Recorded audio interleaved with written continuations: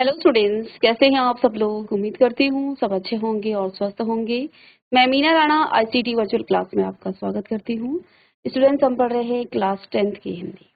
और जैसा कि हमने प्रीवियस लेक्चर में आपको अलंकार पढ़ाया था और आज हमने कहा था हम इसी टॉपिक पर बेस्ड आपके बहुविकल्पीय प्रश्न लेके आएंगे जिसमें आप इनका आंसर देंगे, उत्तर देंगे।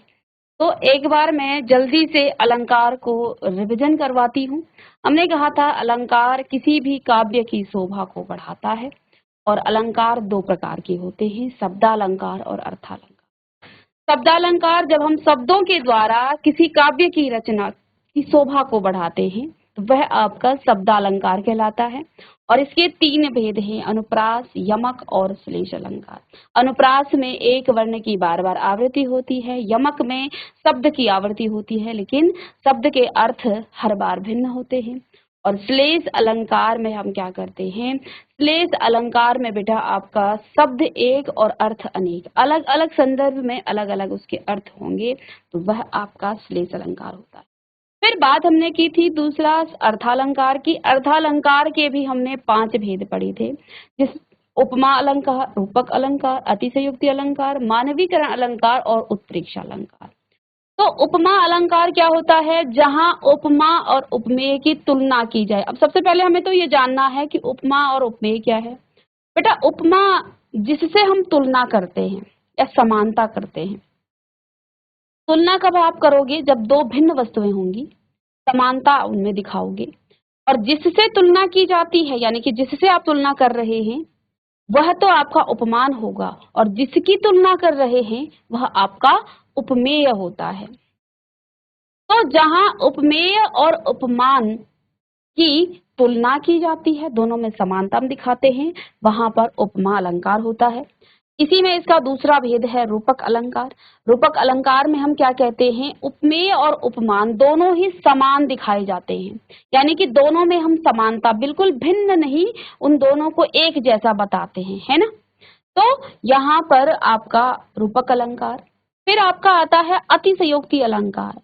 हम बातों को जब क्या करते हैं, बढ़ा चढ़ा कर कहते हैं, तो वहां आपका अतिशयोक्ति अलंकार होता है। फिर मानवीकरण अलंकार, जिसमें हम प्राकृतिक वस्तुओं का, प्राकृतिक चीजों का क्या करते हैं, मानवीकरण करते हैं, अर्थात जिस प्रकार से मानव क्रियाएं करते हैं ऐसे ही हम प्राकृतिक चीजों को भी बताते हैं, वहां पर आपका क्या आ जाता है, मानवीकरण अलंकार। और लास्ट है इसमें अतिशयोक्ति अलंकार, सॉरी, इसमें उत्प्रेक्षा अलंकार। ठीक है। तो उत्प्रेक्षा अलंकार में हम क्या कहते हैं, हम जो है, जैसे हमने क्या कहा था कि श्री कृष्ण का जो श्याम वर्ण है, कल की क्लास में बताया था, उसमें पीले वस्त्र ऐसे लग रहे हैं मानो नीलमणि पर्वत पर सूर्य की किरणें प्रकाशित हो रही हों। तो जहां हम क्या करते हैं, कल्पना करते हैं, वहां पर उत्प्रेक्षा अलंकार हो जाता है। आई होप कि आपको रिवीजन हुआ होगा। आइए इसके बहुविकल्पीय प्रश्नों को हम पढ़ेंगे और फिर इसके उत्तर देंगे। तो चलिए, आपके पास पहला प्रश्न है कि बेटा पहला प्रश्न है, मुदित महीपति मंदिर आए, सेवक सचिव सुमंत बुलाए, में कौन सा अलंकार है। मुदित महीपति मंदिर आए, सेवक सचिव सुमंत बुलाए, इसमें कौन सा अलंकार है, इसका अलंकार बेटा आपको बताना है। ठीक है, चलिएगा। मुदित महीपति मंदिर आए, सेवक सचिव सुमंत बुलाए, में कौन सा अलंकार है, अनुप्रास अलंकार है, यमक है, उपमा है और रूपक है। तो आप देख पा रहे हैं कि यहाँ पर एक ही वर्ण की बार बार आवृत्ति हो रही है। मुदित में म, इसमें भी म, तो म वर्ण की बार बार आवृत्ति हो रही है, इसमें म वर्ण की आवृत्ति। सेवक सचिव सुमंत बुलाए, इसमें आपका सवर्ण की आवृत्ति हो रही है। अर्थात जहां पर एक वर्ण की बार बार आवृत्ति होती है वहां आपका अनुप्रास अलंकार होता है, वहां पर बेटा आपका अनुप्रास अलंकार होता है। तो इसमें आपका अनुप्रास अलंकार है, ये हमने आपको एग्जाम्पल बताया भी था। ठीक है। दूसरा है आपका, चरण कमल बंदो हरिराई, में कौन सा अलंकार है। चरण कमल बंदो हरिराय में कौन सा अलंकार? अब देखिए, चरण और कमल दोनों ही समान पद हैं। जब हम डैश लगाते हैं तो इसका मतलब क्या है? डैश का मतलब क्या हो जाता है? यानी कि हम क्या कह रहे हैं? दोनों की समानता कर रहे हैं, दोनों में समानता बता रहे हैं। चरण और कमल उपमेय और उपमान है, और उपमेय और उपमान दोनों ही समान हैं। यानी उपमेय को उपमान का रूप दे दिया है, चरण को कमल का रूप दे दिया है, और जहां पर ऐसा होता है वहां आपका रूपक अलंकार हो जाता है। जहां उपमेय को उपमान का रूप दिया जाए, दोनों में समानता बताई जाए, एक दूसरे से बिल्कुल वो क्या हो? समान हो, तो वहां आपका रूपक अलंकार हो जाता है। अब आप देखिए, नेक्स्ट है थर्ड प्रश्न। सपना सपना समझकर भूल न जाना में कौन सा अलंकार है? एक शब्द दो बार आया है, क्या दोनों ही बार इनके अर्थ अलग हैं?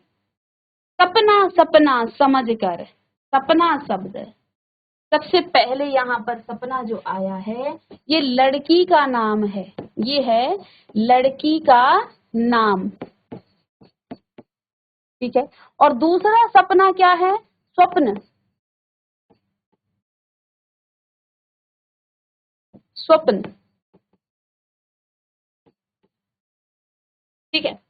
तो एक सपना का अर्थ है सपना जिसका नाम है, एक लड़की का नाम, और दूसरा है स्वप्न यानी कि जो सपना आता है, ठीक है। तो स्वप्न के लिए कहा गया है एक शब्द की आवृत्ति हो और हर बार अर्थ अलग हो, तो वहां पर आपका यमक अलंकार आ जाता है ना। नील गगन सा शांत हृदय था सो रहा में कौन सा अलंकार है? नील गगन सा शांत हृदय था सो रहा में कौन सा अलंकार है? तो बेटा जहां हमने आपको क्या कहा था, सा, ये उपमा अलंकार की पहचान मैंने आपको बताई थी, ठीक है। ये जो आपका सा है, और नील गगन सा, नीले गगन की तरह शांत हृदय सो रहा था। जो शांत हृदय है वो नीले आसमान की तरह क्या है? सो रहा था, ठीक है। तो यहाँ हृदय हमारा क्या है? उपमेय है, और नील गगन आपका क्या है? उपमान है। और शांत बेटा यहाँ पर साधारण धर्म है, ये आपका साधारण धर्म है। और सा यहाँ पर आपका वाचक शब्द है। ये चार हमने यहाँ पर अंग बताए थे उपमा अलंकार के, है ना। वाचक शब्द आपके क्या हैं? सा, ठीक है। तो हमारे नील गगन सा शांत हृदय था सो रहा में आपका उपमा अलंकार है, क्योंकि यहाँ पर उपमेय की उपमान से तुलना की। जिस प्रकार से नीला हृदय, नीला आसमान क्या दिखता है? शांत दिखता है, लेकिन जब उसी नीले आसमान में बादल होते हैं तो वो शांत नहीं दिखता है ना। तो नील गगन सा शांत हृदय था सो रहा, तो जिस प्रकार से नीला आसमान शांत दिखता है, ऐसे ही जो शांत हृदय है वो भी सो रहा था, है ना। चलिएगा, अब इसी में आपके आगे प्रश्न नंबर 5 इतना लिख लें। चलिए, इसके बाद हम बात करेंगे प्रश्न नंबर 5 की। चलिए, तो प्रश्न नंबर 5 में क्या दिया है?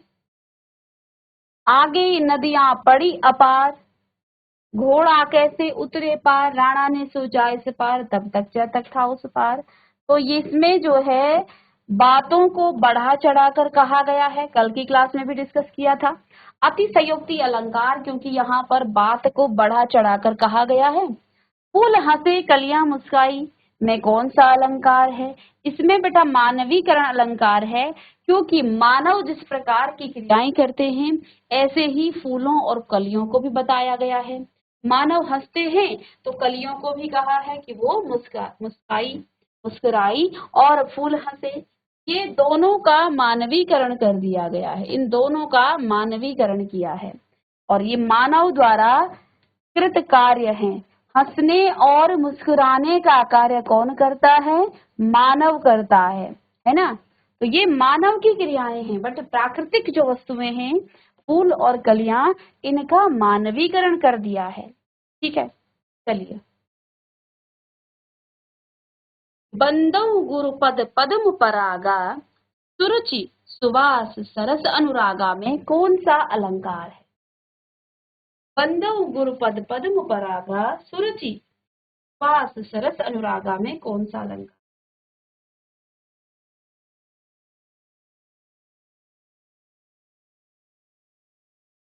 तो आप देख पा रहे हैं, पद, प, पदुम, पराग, परागा होगा यहाँ पर, इसमें भी प। तो प वर्ण की आवृत्ति हुई है, प वर्ण की आवृत्ति, यहाँ पर प वर्ण की आवृत्ति हुई है। सुरुचि सुवास सरस अनुरागा, स 3 बार यहाँ पर स वर्ण की भी आवृत्ति हुई है, 3 बार स वर्ण की आवृत्ति यहाँ पर हुई है। और जहां एक वर्ण की बार बार आवृत्ति होती है, वहां पर आपका अनुप्रास अलंकार हो जाता है।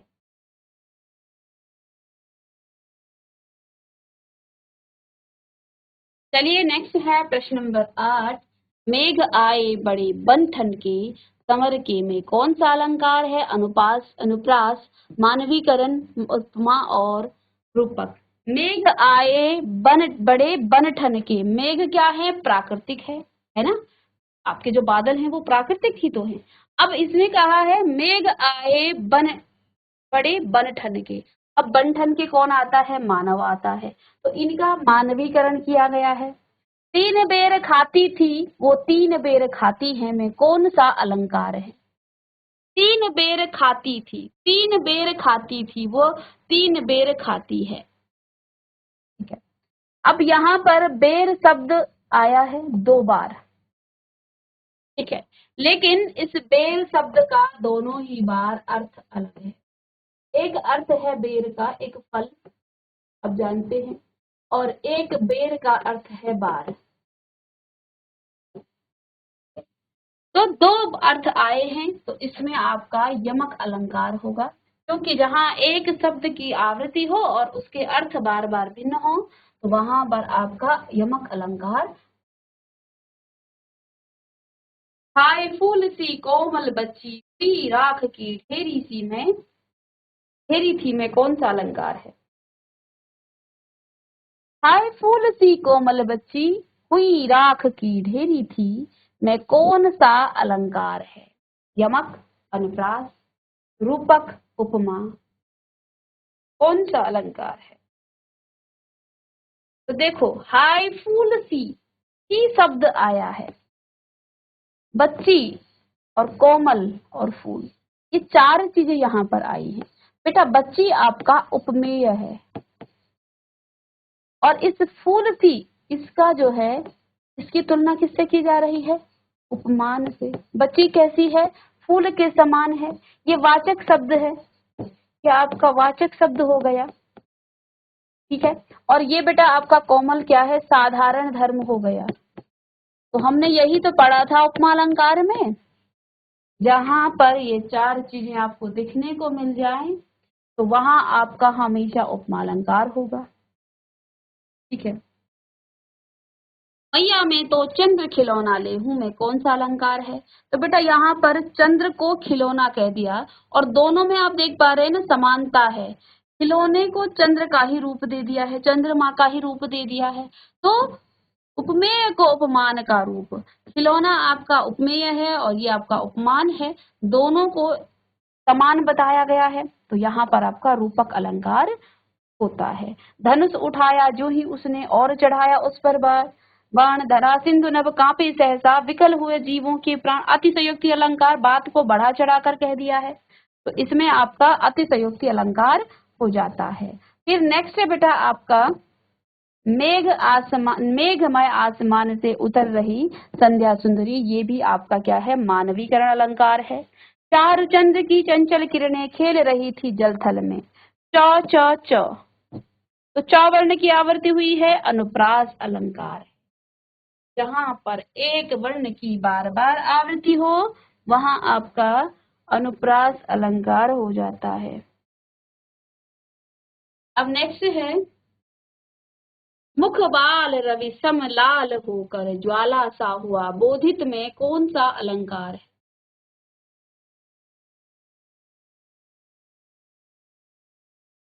मुख बाल रवि सम लाल होकर ज्वाला सा हुआ बोधित में कौन सा अलंकार है?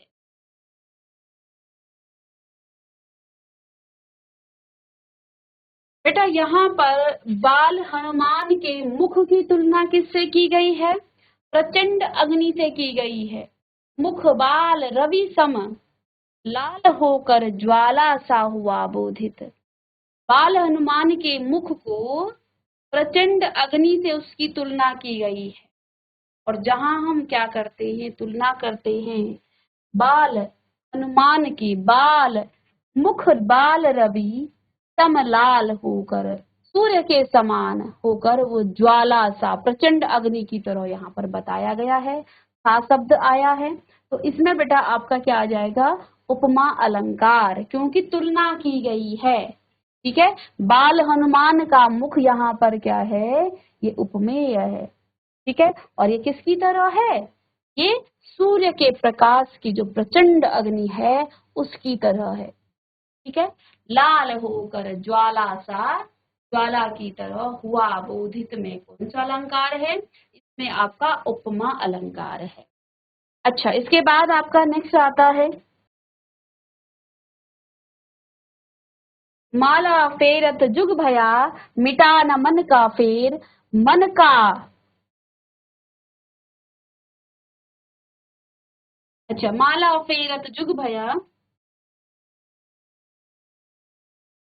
माला फेरत जुग भया मिटा न मन का फेर, कनका मन का डारी के, मन का फेर में कौन सा अलंकार है? तो यद्यपि आपको यहाँ पर अगर अर्थ भी नहीं आता है तो आप देख पा रहे हैं एक मन का शब्द यहाँ की इसकी आवृत्ति हो रही है ना। और हम जानते जब शब्द की आवृत्ति हो रही होती है तब यहाँ पर आपका यमक अलंकार हो जाता है। लिख लीजिएगा,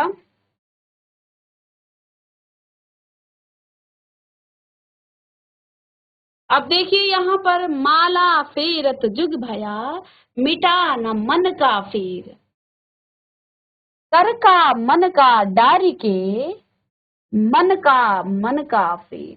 अब देखो मन का शब्द यहाँ पर, मन का शब्द की आवृत्ति हुई। माला फेरत जुग भया, आपने संसार को देखा होगा कि वो माला को फेरते रहते हैं। मिटा न मन का फेर, मन का अर्थात हमारे हृदय का, फिर भी हमारे हृदय में जो क्या रहती है, ईर्ष्या भाव, दूसरे के प्रति गलत भावनाएं रहती हैं, वो भावनाएं हमारी नहीं मिटती हैं। मिटा न मन का फेर, हृदय का, हृदय का या मन का, है ना। अब क्या कहते हैं, कर का, मन का शब्द यहाँ पर कर का यानी हाथ का, यानी जिस माला को आप फेर रहे हैं ना, उस मन का, उसमें जो माला मोती का दाना होता है उसको कहा गया है मन का, यानी मोती का दाना। माला फेरत जुग भया, आपने संसार को देखा होगा माला फेरते हुए। मन का, मिटाना मन का फेर, हमारे हृदय का जो फेर है, जो हमारे हृदय में क्या है, जो बुराइयां हैं वो नहीं मिटती हैं। कर का मन का डारी के, हम हाथ के जो मन का यानी कि मोती का जो दाना है जिसको हम मालाओं को फेरते हैं और उन मालाओं को गिन करके प्रभु का नाम लेते हैं। कर का मन का डारी के, मन का फेर। है ना। मैं इसमें आपका क्या है, उपमा अलंकार है, मन का शब्द 2 बार आया है, और देखो ये और ये तो सेम है, लेकिन यहाँ ये मन का है मोती का दाना। चलिए अब इसमें हम आगे के प्रश्न नेक्स्ट क्लास में डिस्कस करेंगे। तो हमने आज की क्लास में अलंकार को एक तो रिवाइज किया और साथ में उन्हीं अलंकारों के ही हमने यहाँ पर उदाहरण जो आपके बहुविकल्पीय प्रश्न में आ जाते हैं। आगे भी हम नेक्स्ट क्लास में डिस्कस करेंगे कुछ और क्वेश्चंस। तो मिलते हैं नेक्स्ट लेक्चर में, तब तक के लिए थैंक यू।